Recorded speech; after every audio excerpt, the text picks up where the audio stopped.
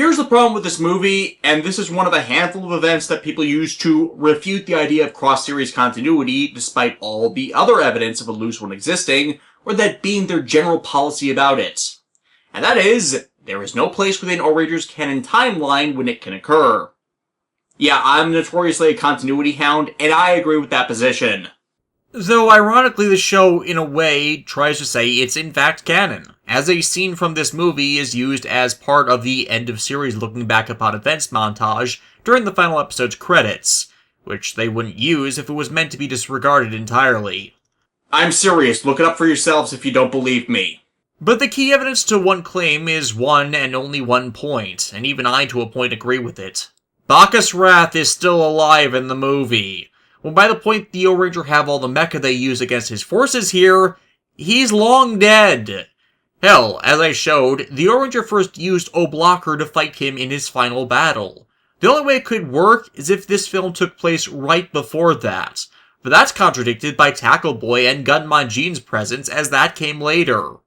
Obviously on that one, as I haven't covered his introduction yet. The explanation I'd normally give is one of how Toei's film tie-ins to TV shows are often written in advance of the episodes they debut or release around, so relative continuity doesn't always correctly line up, as each and every one of them possess continuity errors to differing levels of severity, which in Ohranger's case could have been massively affected by the widespread story revisions it suffered into the more egregious errors. And it's pretty obvious Bacchus Wrath's removal as chief villain was a late change in the production, since most of the Bomber the Great story arc was filler to begin with until they could get the Kaiser Bolt-On suit rolled out. This wouldn't be the first nor last time Sentai would change their end villain due to pressure on the creative staff, Go Busters being the most notorious for more recent Sentai fans. But that doesn't quite work here because this film was released directly to video after the series ended, meaning production-wise it would have been after that change was widely known, and likely the last they made for the show.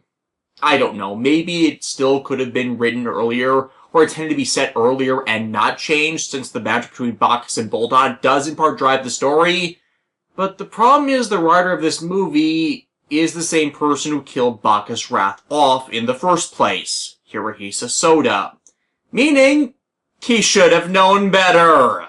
As is my critique of Soda's episodes this series, I don't so much see him as suffering creative burnout, but more of him just not caring about the quality of his writing when he used to, alongside his work fitting better with other shows than this one. Hell, the plot holes involved in the Red Puncher arc are far more egregious than the single one in this movie that takes it out of canon. As really, if you remove Bacchus, no other element at all of the film acts in contradiction. You can do the same with Gunmon-jin and to an extent Tackle Boy as well, as all three play so little part in the movie. Hell, you can remove solely Gunmon-jin and still have it work, as I'll explain in a bit, because due to how Tackle Boy was written into the show as a out-of-nowhere new arsenal weapon, one could say he debuted chronologically in this film. Another alternate route? This story also works if you replace Bacchus in the story with Bomber. All you needed was a few line changes in the script and substitute the suits, and this actually more fits the dynamic between Bomber and Bolt-Ons, on top of fixing all the placement issues. But instead, this movie runs on... They just didn't care! Frankly, Power Rangers Zeo, which we'll be discussing soon, handled all this much better with the "we could rebuild him" explanation for Bacchus' return when they used this movie for the Ranger of Two Worlds two-parter. And the use of this movie as stock footage is the only reason I didn't wait to review it until after I touched on Kakuranger. Though in the case, it's kind of unnecessary as the Kakuranger are barely in it. I'm serious. The characters with the most screen time are Sasuke, Ninja Red, and Tsuruhime, Ninja White. And don't get me wrong, Tsuruhime's a badass, but they only show up over halfway into the Versus movie, and there's barely a team-up between the two teams present here. It's almost to the point of false advertising, as the strength of such team-ups is the character interaction, either in the fight scenes with both teams supporting one another, or in the civilian downtime with the two groups playing off of each other. It's why I don't personally like the Versus events that have various groups fight each other, as that makes the time they do share the screen have them acting as asshats, and often the justification for why they are fighting is utterly asinine. Case in point, the following year's Versus movie, Kakuranger vs. Ohranger, where they set the precedent for teams fighting each other instead of the villains they should actually be thwarting.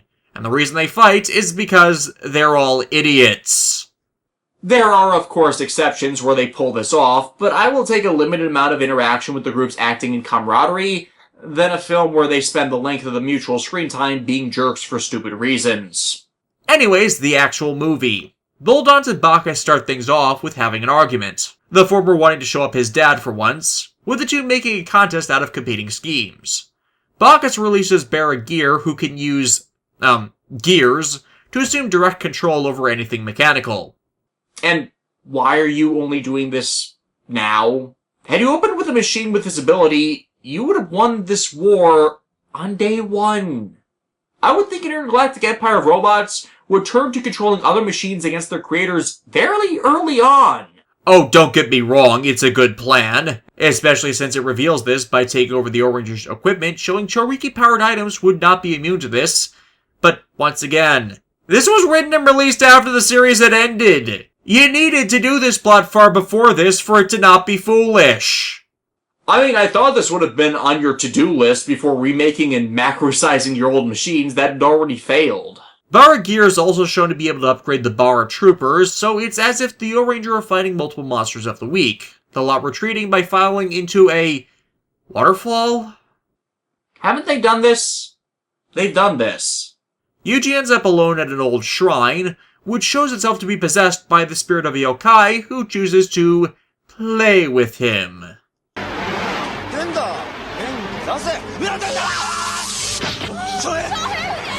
Oh hey, Shanfra!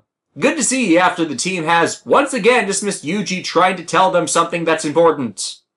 Do you lot not take your brain pills today?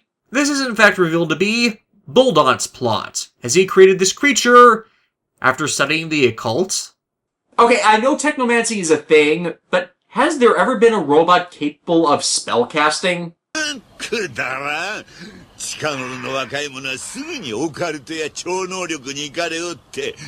And they're video games, and wanting to be paid a livable wage, and not wanting their fair use criticism taken down by content fucking ID. But in the family banter, the Ohranger are allowed to escape.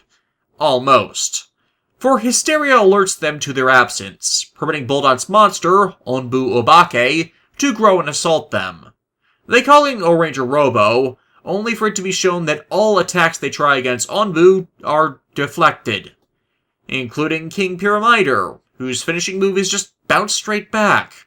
Worse, when the Ohranger withdraw, it's shown the competition has driven up the competence of Baronoya, since Barogear used a control gear to get inside Ohranger Robo, and smashes up the base before taking Ohranger Robo for a joyride. Wait, why? You were in their base. Baronoya before this didn't know where the base was. You could have transmitted the location and had the series endgame start about 15 episodes early. What was it you could have possibly thought was a better idea than that? Why, taking the giant robot to destroy Tokyo, of course! Worse, Miura is trapped in the mech due to the repairs he was making, thus necessitating the Ohranger deploy in O-Blocker to stop it, which is thus by the point that setting this anywhere in Ohranger's timeline becomes impossible, as this is a significant part of the plot to see the two mechs fighting, both with Ohranger mech on Baronoya-controlled Ohranger mech, and Baronoya-controlled Ohranger mech on Baronoya-controlled Ohranger mech. For Bulldog just suddenly teleports Onbu Obake into the O-Blocker's cockpit and kicks everyone else out, before the antagonism amongst the royal family to make them use the pair as giant-scale Rock'em Sock'em robots.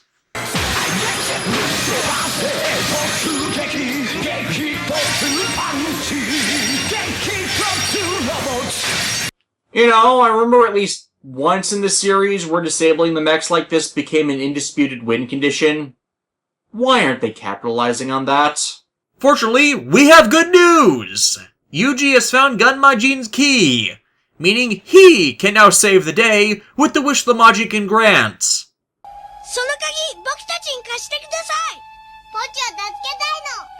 Oh, for fuck's sake! And yeah, they used Gunmajin's wish to save the dog.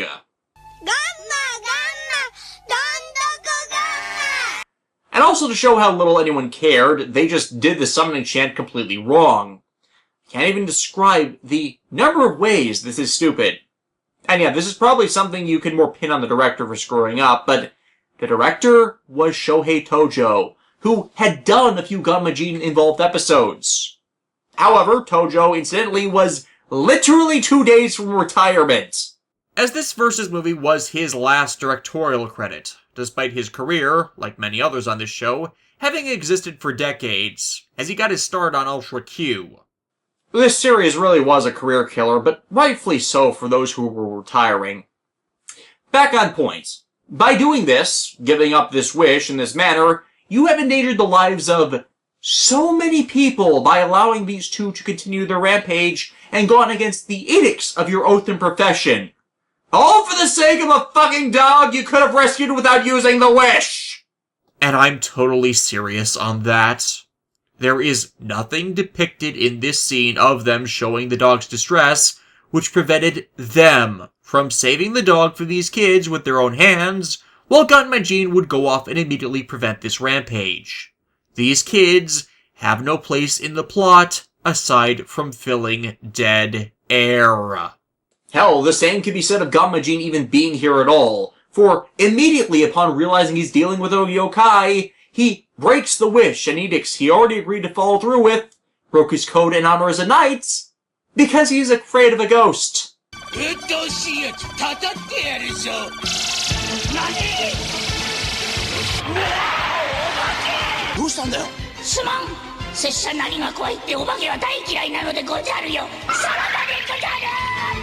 Well, the only thing the Ohranger haven't managed to screw up today is rescuing Miura, who calls them out to, the Old West district of an amusement park, where they are then ambushed by paratroopers dressed as cowboys.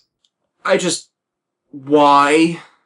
I need an answer to why. Well, not to worry, they've got backup from El Kabong!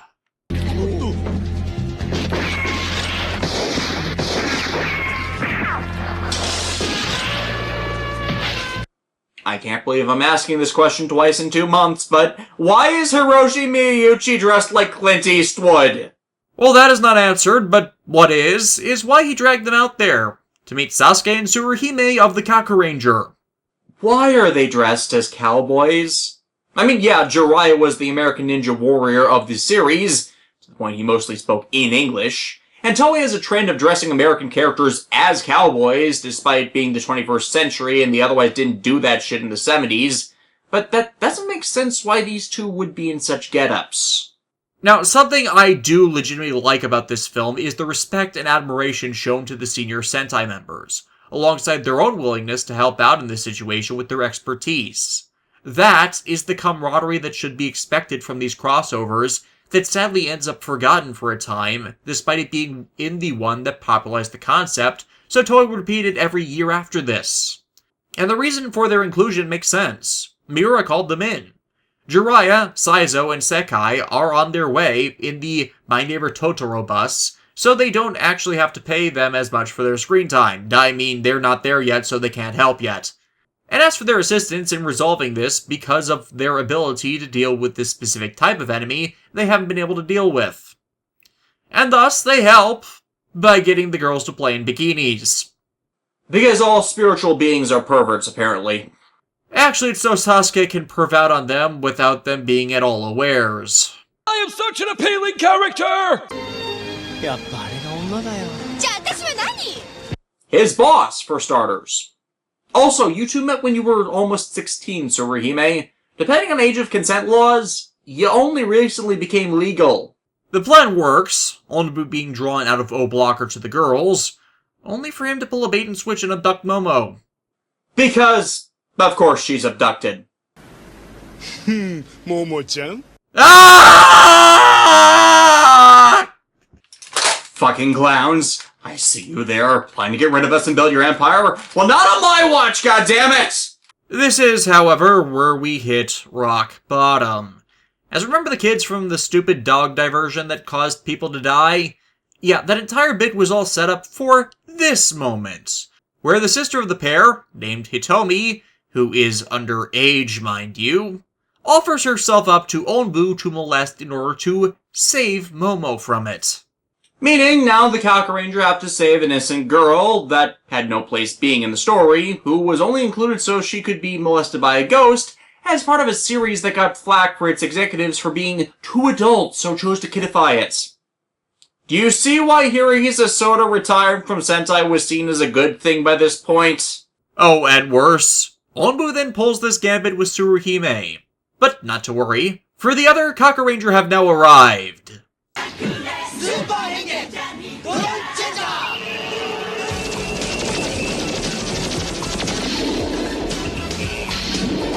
And with that, the needlessly included girl is tossed aside, so we can have the first one-on-one Sentai team-up the franchise has had in 18 years. And while the choreography isn't the best, it does finally give a chance to show each member of the 11 gathered Sentai as competent, even though they do that by pretty much just recycling a bunch of stock footage to blast enemies with. But with their forces losing for the first time all movie, Bacchus and Buldunt finally choose to pool their resources and fuse their monsters, with Baranoiya gaining the reflective shell of Onbu Obake to make it apparently invincible.